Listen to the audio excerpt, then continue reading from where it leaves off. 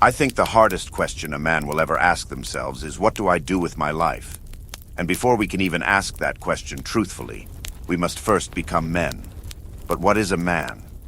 Is it the cigar-smoking, womanizing lone wolf who doesn't take no for an answer? Is it the soft man who turns the other cheek? Is it doing one habit over another? Is it physicality? Is it violence? Is it power? I say, find out for yourself what it means to you. Only you can walk that path, and all facts or statements on what a man is really an opinion. Compared to previous times in history, where what made a man was more well-defined, we live in a world that doesn't really care for rugged individualism. We pretend we do, but all these definitions and labels we give ourselves to feel more unique are really just boxes we put ourselves into to cover the void where a true personality would be. We have left the days of the Wild West, the days of conquest and true innovation. There are no new lands to discover, no new ideas that really change the world. We are lambs in the slaughter of the modern world. Our minds, morals, our bodies are all under attack by parasites that wish to drain us of life and ambition. Everywhere we go, something or someone wants to take our energy, whether in the form of money, of time, or of emotion. So, you might be thinking, why be a man? What's the point? We don't even know what one really is anymore. But if I ever had a definition for what it is to be a man, I'd say it is the acceptance of life. Waking up every morning, and despite all the reasons not to be honest, moral, or reasonable, one decides to do so anyways. Not because of reward, not because of praise. A man simply pushes forward towards a light from within, a light that can only be discovered by silence and contemplation. A light that can only be realized when you are surrounded by darkness. We cannot truly know ourselves until we are pushed up against a wall with no chance of escape, where the only option is confrontation with the self, where all the lies we tell ourselves lose effect, and nothing but the reality of what we are remains. It is through hardship, but also through love and joy that we forge our light, so that it may grow into a fire that burns within us in every waking moment. Reducing life to its bare nature is a form of alchemy itself. We transmute the coal we are given, and we attempt to make diamonds. A diamond's beauty and value is not because it is common, but because it is rare. Many people pretend to have changed, to be reformed, but true change and catharsis is the rarest gem of all. It takes grit, and it takes soul to withstand the waves of life and remain optimistic and moral. It is so easy to slip into darkness, and to never return. But it is within darkness, within sin and suffering, that we begin to crave the light. We begin to seek purpose and strength. We begin to develop humility and understanding. Some, however, will succumb to the darkness and never return. We see many people like this today. They are ruled by their shadow, ruled by anger and false justifications. They see oppression everywhere, they feel subjugated, they feel angry. But they have not learned one of the great lessons of life. That life is hard, and it is hard for everyone. No amount of money or luxury can save you from biology, from the elements, or from oneself. They fall into the illusion of happiness and safety being out there somewhere, never seeing they are the masters of their destiny and emotions. So I will ask you, what do you fight for? Illusion or truth? Truth is the essence of God. Deceit and lies are the agents of misfortune. Just as much as cold is the absence of heat, evil alone is simply the absence of God and thus truth. But how do we know truth? This is the hardest part. We all have the innocence of the child within, and because of this, we fall for the lies we are told and buy into dysfunctional behaviors and thoughts. Most people do what they do, not because of evil, but because of innocence. The desire to be protected, to be recognized, and to be safe in some form or another can bring about the horrors of man. It seems the only way to discern truth from falsehood is to pay attention to the effect of our actions, as well as the actions of others throughout history. Actions and thoughts that bring harm to oneself and/or others cannot be truth. The fire within man is both the agent for change and the harbinger of destruction. So what is fueling your fire?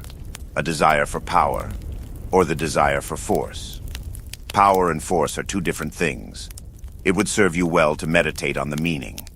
A man wields power. A coward wields force. When nobody is looking, what do you do? When you have a chance to be petty or violent towards those weaker than you, do you take it? Do you wish to dominate others? Or do you wish to bring out the potential in yourself and those around you? These are the decisions that decide which path we are pursuing. Power or force. All great men wield power. A power of character that is unmistakable when in the presence of. A person whose fingers are grazing the infinite. And a mind that flows with the rivers of time. Modern movies and music would convince you that a man is someone who hates and dominates, who seeks wealth of material above all else. Have you ever asked why? The war of our time is not one of nations or races, but of the spirit and the direction of human consciousness. It's not hard to see that some actions and feelings are higher and stronger than others. Joy is stronger than grief, and even anger is higher than shame. With an increase in the state of consciousness, we see that certain behaviors and feelings are more in line with truth, in line with progress, and in line with God. We live in a world that's consciousness is living in anger, envy, and guilt, and we can see the results of such levels of consciousness. This is why your attention is always needed, your outrage and opinion. Why sexuality is dangled in your face, violence and desire, choices and endless choices that don't really matter. Because if you are always wanting, always competing, and always pointing the finger elsewhere, you can never look within. How many of us are living in hell right now, residing in fear and hatred, wants that cannot be and desires that torture our minds?